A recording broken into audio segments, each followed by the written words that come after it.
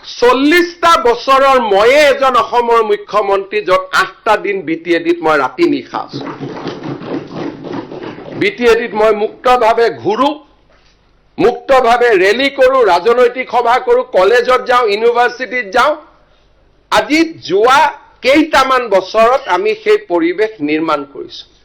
আজি বিটিএডিত অসম বিধানসভা হৈছে অসম বিধানসভা কোড হয় কাৰো প্ৰয়োজন নাই অসমৰ বাহিৰত জানিবৰ কাৰণে প্ৰধানমন্ত্ৰী নৰেন্দ্ৰ মোদী ডাঙৰীয়া আৰু গৃহমন্ত্ৰী অমিত শাহ ডাঙৰীয়াই শুভ বাৰ্তা পঠিয়াইছে because they realise the significance of today's sitting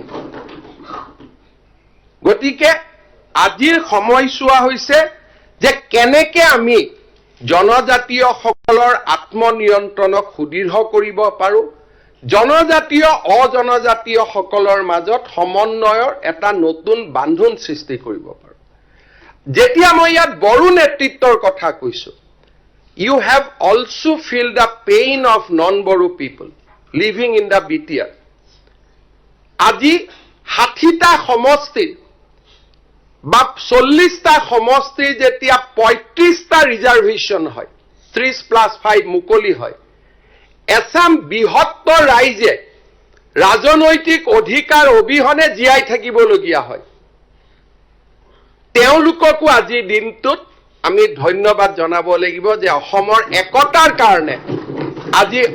BTR অঞ্চলত বাস কৰা অনাবড়ো সমাজখনেও সৰ্বোচ্চ ত্যাগ কৰিছে it is not a easy things আজি বিটিআৰক অলপ আগতে ৰাতিপুৱা মোৰ তাত মানুহ আহিছিলে মাৰোৱাৰী মানুহ অলপ আহিছিল তাৰ পিছত অসমীয়া মানুহ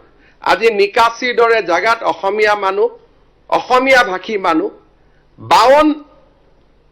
বানপানী টুটি গৈছিলে 52 চনত তেওঁলোকে মাটিত বহি আছে আজিলৈকে মাটিৰ অধিকাৰ পোৱা নাই আৰু মই মুখ্যমন্ত্ৰী হিচাপে দিব নোৱাৰো দিনে ৰাতিয়ে কথা পাতি আছো কেনেকে ৰাস্তা উলিয়াব পৰা যায় বিটিআৰ ইজ এ ইউনিক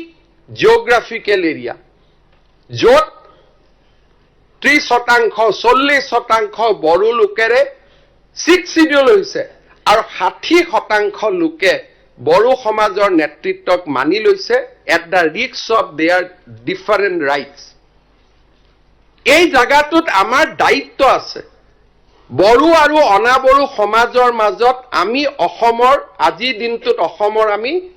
অভিভাৱক শব্দটো নকওঁ আমি অসমৰ আজি সেৱক অসমৰ মানুহে আমাৰ মুখলৈকে চাই আছে বড়ো আৰু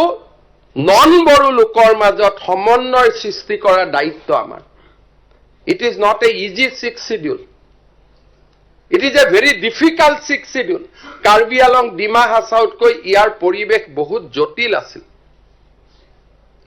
এই পৰিৱেশৰ মাজত আজি আমি সমতা আৰু সমন্বয়ৰ আমি নতুন ইতিহাস ৰচনা কৰিবলৈ ইয়াত আহিছো আৰু আজি বিটিআৰ নিৰ্মাণত বড়ো জনসাধাৰণ আৰু ইয়াৰ লগত বিটিআৰ অঞ্চলত বাস কৰা অনাবড়ো জনসাধাৰণ দুইটাই বড়ো সমাজে নিজৰ ৰাজ্যৰ দাবী প্ৰত্যাহাৰ কৰিছে অনাবড়ো সমাজে নিজৰ ৰাজনৈতিক অধিকাৰক পিছপেলাই থৈ অসমৰ স্থায়ী শান্তিৰ বাবে সহবাস কৰাৰ সিদ্ধান্ত গ্ৰহণ কৰিছে